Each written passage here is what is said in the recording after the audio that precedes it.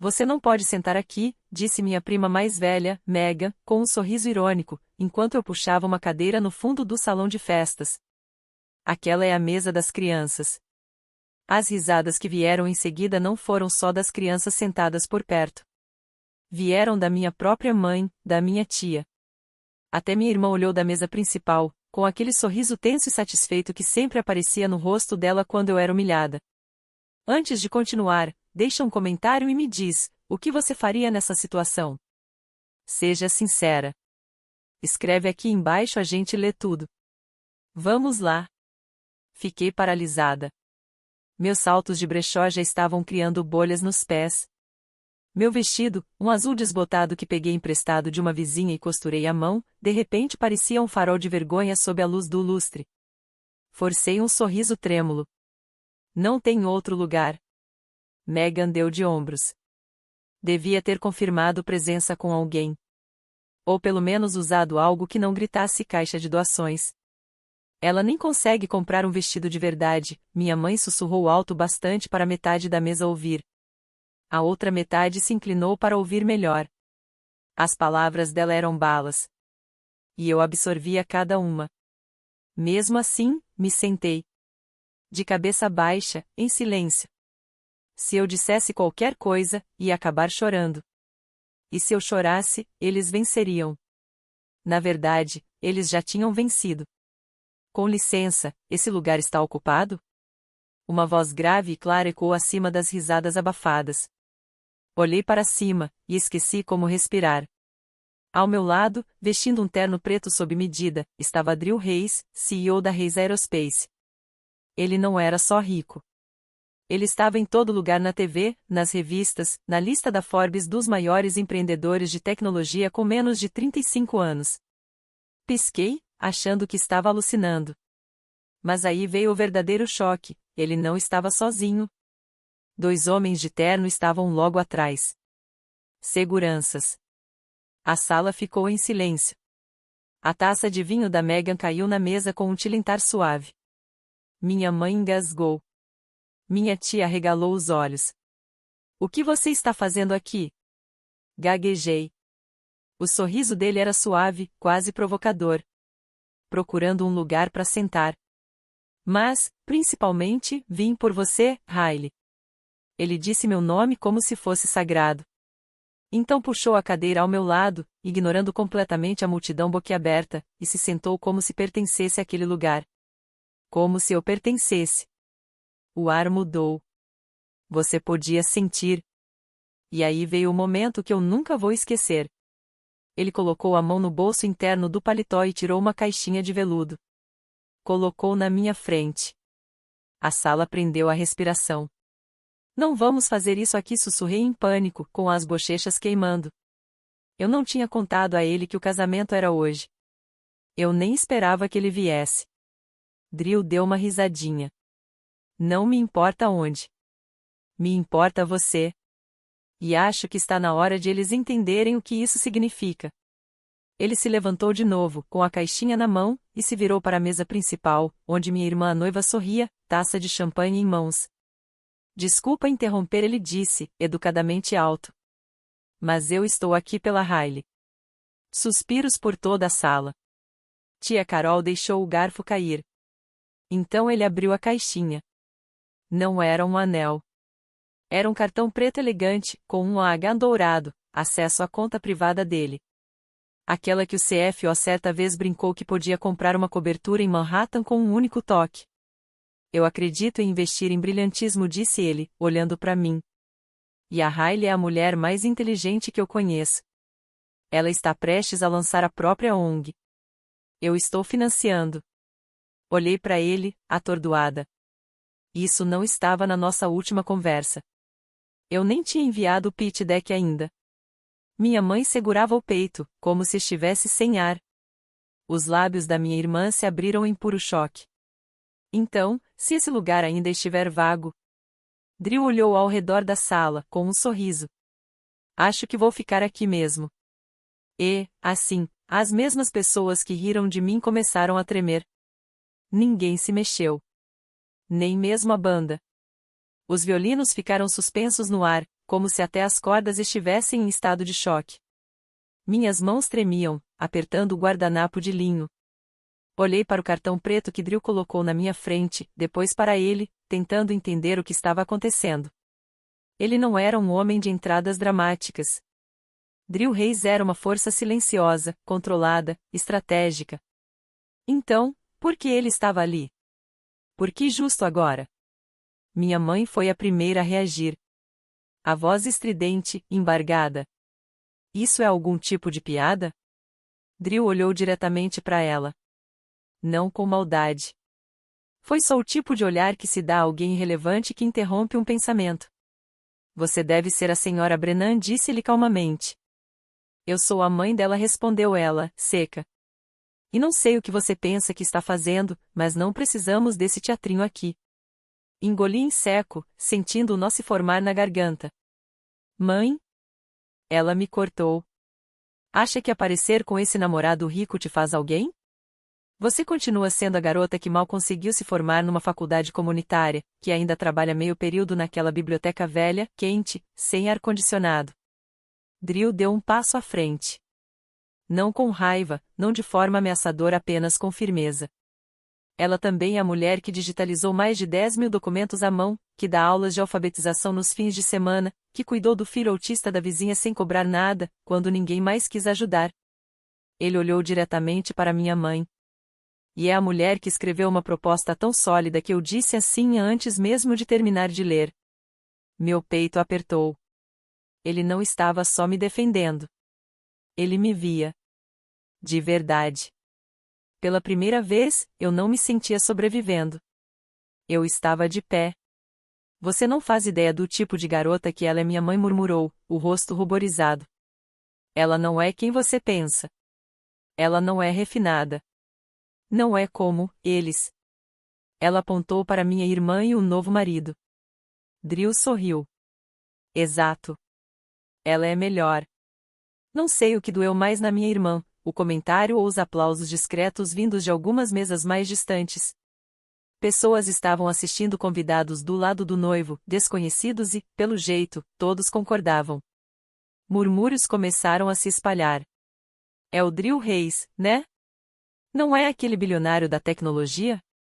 Quem é ela? De repente, a narrativa mudou. Eu não era mais a perdedora. Não era a do vestido emprestado. Nem a garota da mesa das crianças. Eu era alguém por quem valia a pena lutar. Vamos, Drew sussurrou, estendendo a mão para mim. Eu não posso simplesmente sair, murmurei. Pode, sim, ele disse, gentil. Você não deve mais um segundo da sua vida a eles. Levantei-me. O silêncio era ensurdecedor. Cada passo ao lado dele soava como um trovão. Espera! Gritou minha irmã. Ela tremia, o rosto em chamas. Você não pode simplesmente sair assim. É o meu dia. Drew se virou levemente para ela. Então talvez, da próxima vez, não comece humilhando a pessoa errada. Minha irmã abriu a boca, mas não conseguiu dizer nada. Seu novo marido só a encarava, paralisado. Drew então colocou a mão no bolso mais uma vez e entregou um envelope branco ao coordenador do casamento. Envie isso ao gerente do local. Eu cubro o restante da conta da noite. Mais suspiros. Mais espanto. Ele se virou para mim. Preparada? Assenti. E, quando passamos pela mesa que antes riu de mim, não olhei para trás. Mas ouvi minha mãe sussurrar, ofegante. O que foi que fizemos?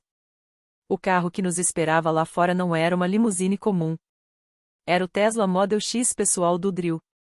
Prata meia-noite, acabamento fosco, vidros escurecidos como pedra de obsidiana. O motorista abriu a porta, e Drew me ajudou a entrar como se eu fosse realeza. Não a filha esquecida, relegada à mesa de canto. Quando a porta se fechou e o silêncio nos envolveu, finalmente soltei o ar preso. As lágrimas vieram imediatamente, não altas, apenas um tremor silencioso escorrendo pelo meu rosto. Não era dor. Era alívio. Alguém finalmente tinha ficado ao meu lado. E não era qualquer um, era alguém que o mundo inteiro respeitava. Alguém que não se importava com meu passado ou meu salário. Ele via meu valor. Drew não falou de imediato. Apenas pegou minha mão, firme e gentil. Desculpa, sussurrei. Eu não esperava que você viesse. Não queria que você me visse daquele jeito. Ele se virou para mim, a voz baixa. De que jeito? Corajosa? Elegante? Paciente, mesmo quando ninguém ali merecia o seu silêncio? Ri, amarga. Mais parecendo humilhada. Esse vestido custou $18 num brechó. A mesa nem estava arrumada direito. Sem cartão de lugar, sem guardanapo, só uns talheres jogados e um vaso de plástico. Drew se recostou. E mesmo assim você se sentou. Se sentou com dignidade. Não levantou a voz. Não saiu batendo porta. Riley, já estive em salas com bilionários que não têm metade da compostura que você mostrou hoje. As palavras dele foram tão sinceras que doeram. Sempre fui a invisível, disse, com a voz embargada. Minha irmã era estrela. A criança prodígio. Escola particular, nome em colunas sociais. E eu? Eu era só. Ah, ela. Tenho comido miojo de R$ 1 e dado aula particular só para pagar as contas. Ele não me interrompeu. Só escutou. E toda vez que tentei construir algo meu, eles riram. Diziam, você acha que vai mudar o mundo com livros? Nunca vieram na minha formatura. Minha mãe até me disse uma vez, você simplesmente não foi feita para os holofotes. Drew finalmente falou. Ela estava errada. Ele pegou o celular, digitou algo e virou a tela para mim. Era minha proposta, o projeto da ONG na qual eu havia derramado todo o meu tempo, esperança e esforço. Meu sonho, criar centros de leitura comunitários em bairros carentes por todo o país. E ali, na tela, um número com 6 zeros. Estou te dando o financiamento total, ele disse.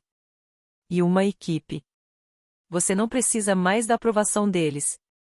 Ofeguei. Mas eu nem finalizei o plano. A parte legal ainda está incompleta. Eu não estou pronta. Você tem o coração. Tem a visão. Isso é mais do que a maioria. Eu vou te ajudar a encontrar o resto. Silêncio. Então algo dentro de mim se partiu, não de quebrar, mas de abrir. Por que eu? Sussurrei. O olhar dele suavizou. Porque eu vi você.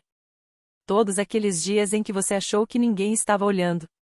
Eu estava lá naquele evento de caridade, quando você levou livros feitos à mão. No protesto de alfabetização, quando sua voz tremia, mas sua mensagem não. Você sempre brilhou em espaços pequenos. Está na hora do mundo perceber isso. Olhei para ele e, pela primeira vez em anos, eu acreditei. Ele se inclinou um pouco. Posso te levar a algum lugar? Um lugar onde você possa ver o quanto te subestimaram? Antes que eu pudesse responder, o carro arrancou. Não me levava apenas para longe de um casamento. Me levava para uma nova vida. A viagem começou silenciosa não por falta de palavras, mas porque havia emoção demais para processar. Minhas mãos tremiam. Meus pensamentos alternavam entre descrença e alívio. Continuei olhando para o envelope que Drew havia deixado com o coordenador. Ele pagou por toda a recepção não para se exibir, mas para calar a crueldade. As luzes da cidade brilhavam enquanto o carro seguia por uma entrada privada, cercada por sebes altas e lâmpadas douradas. O portão abriu-se sem um som. Esse é meu lugar em Manhattan, Drew disse, em voz baixa. Achei que você pudesse descansar aqui um pouco. Longe de tudo isso. O carro parou diante de uma casa moderna, toda em vidro. Não era ostentação. Era luxo silencioso como tudo em Drew. Limpo, preciso, gentil. Eu não preciso incomodar, comecei. Ele me interrompeu. Você precisa de um tempo para lembrar quem você é. Você está sem energia há muito tempo. Segui ele para dentro. O calor me envolveu de imediato. Luz suave, ar limpo, um leve cheiro de cedro e baunilha. Mas o mais surreal, fotografias. Não só dele, mas de mim. De momentos que eu nem sabia que ele tinha presenciado. Uma foto minha de 2 anos atrás, de pé na calçada, na chuva, distribuindo panfletos sobre meu programa de leitura. Outra, na escola onde eu fazia trabalho voluntário, segurando uma pilha de livros com lombadas remendadas com fita adesiva. Minhas pernas quase falharam. Você tinha isso? Sussurrei. Ele assentiu. Você me inspirou muito antes de saber meu nome. Nos sentamos no sofá e deixamos o silêncio nos cobrir. Até que, enfim, perguntei a única coisa que me corroía desde o casamento. Por que você veio hoje? Você não disse que viria. Eu nem te convidei. Os olhos dele encontraram os meus. Porque eu vi a lista de RSVP. Vi como te registraram, Hailey Brennan, sem acompanhante. Eu soube que eles estavam preparando um espetáculo cruel. Já vi isso antes. A forma como famílias destroem quem não brilha como elas querem. Minha garganta apertou. Então, decidi que, se eles queriam um show, eu daria um. Mas não por vingança. Por você. Eu quis desabar. Ser escolhida daquele jeito. Tenho mais uma coisa, ele disse, levantando-se e pegando um laptop fino. Ele o abriu, acessou um site, New York Civic Media. Minha foto estava na página principal. Não do casamento. Mas de dias antes. A manchete. A mulher que está revivendo a alfabetização, um bairro por vez. Drew sorriu. Eu apresentei sua história. Eles estão buscando um novo rosto para a campanha de agentes de mudança. Enviei seu trabalho, seus dados, algumas dessas fotos. Você está brincando. Eles me mandaram um rascunho hoje cedo. Vai ao ar à meia-noite. Fiquei olhando para a tela. Minha imagem. Minhas palavras. Minha visão. E, de repente, algo mudou dentro de mim. Eu não era mais uma figurante. Eu era a manchete. Na manhã seguinte, tudo havia mudado. Quando acordei no quarto de hóspedes de Drew, com a luz do sol atravessando as cortinas de linho e os lençóis macios ao meu redor, parecia um sonho. Mas o laptop ainda estava lá, aberto. Meu rosto, ainda na primeira página. A manchete era real. O artigo era real. E, com ele, veio a tempestade. Às 8h17, eu tinha 147 e-mails não lidos. Às 9h, 3 produtores de programas matinais nacionais entraram em contato. Às 10h32, meu nome já era tendência no Twitter. #RileioLeitor. #Agente de mudança. #da mesa das crianças Chaderoin. Mas nada disso se comparou ao que aconteceu às 11h13. Minha mãe ligou. Deixei tocar. Logo depois, minha irmã mandou uma mensagem. Por favor, precisamos conversar. A mamãe está surtando. Que diabos está acontecendo, Drew? Eu já estava a caminho do estúdio onde havia aceitado dar uma entrevista rápida. No carro, perguntei. Devo ir vê-los? Drew pensou por um momento antes de responder. Só se for por você. Não para encerrar assunto, nem buscar validação. Você não precisa da versão deles de desculpas. Você já venceu. Mas uma parte de mim ainda queria ver os rostos deles. Depois da entrevista, pedi ao motorista para fazer um desvio. Parou em frente à casa dos meus pais, a mesma casa simples de tijolos onde, durante anos, me disseram que sonhos eram luxos que gente como a gente não podia ter. Bati na porta. Ela abriu rápido. Rápido demais. Minha mãe estava ali, pálida, tremendo. Meu pai atrás dela.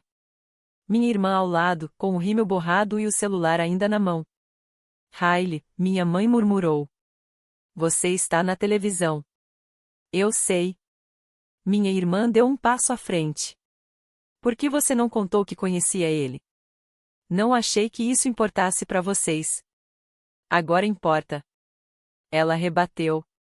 A gente só não queria que você se sentisse menor, ela continuou. Sempre achamos que você era quieta. A rata de biblioteca. Você nunca quis os holofotes.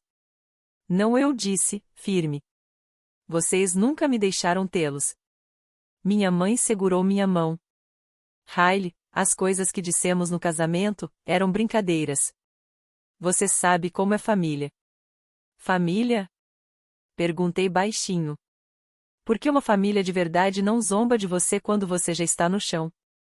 Uma família de verdade não te humilha diante de estranhos. Uma família de verdade não chama seu sonho de patético. Ela começou a chorar. E então, como numa cena que eu jamais esperei viver, ela caiu de joelhos bem ali, na varanda. Me desculpa, sussurrou. Estávamos errados. Muito errados. Meu pai veio logo depois. Um homem grande, que mal falava. Ajoelhou-se lentamente, como se carregasse nos ombros o peso da vergonha. Até minha irmã, que costumava revirar os olhos a cada frase, me assentou nos degraus com a cabeça entre as mãos. Eles não choravam por mim. Choravam pelo que perderam. Pela versão de mim que nunca tentaram conhecer. Drew esperava do outro lado da rua, encostado no carro. Não fiquei muito tempo. Só o suficiente para dizer: eu perdoo vocês. Mas não vou esquecer. Então fui embora. Porque a garota que eles riram um dia, não existia mais. Em seu lugar, havia uma mulher com poder, propósito e paz. E quando a porta da casa se fechou atrás de mim, eu soube. Nunca mais seria invisível. Se essa história te tocou mesmo que só um pouco, clique em curtir. Ajuda mais do que você imagina. E, se você já sentiu essa dor, se inscreve. Você não está sozinho.